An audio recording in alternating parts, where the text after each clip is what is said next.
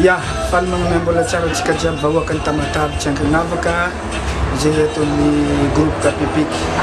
Eto moa ny vatategnako lideran'ny Kapipiky tonga eto mialatsiny aminareo vahoaka tamin'ilay programme saika atao tamin'ny sabotsy hariva sy lahady hariva. Misy antony manokana tsy nandehananay tamin'ny sabotsy sy lahady. Ke mametraka fialantsiny aminareo mavesatra dia mavesatra zahay agnatin'ny groupe Kapipiky. Tsy zahay no namitaka fa ny organisateur mpikarakara no namitaka zahay.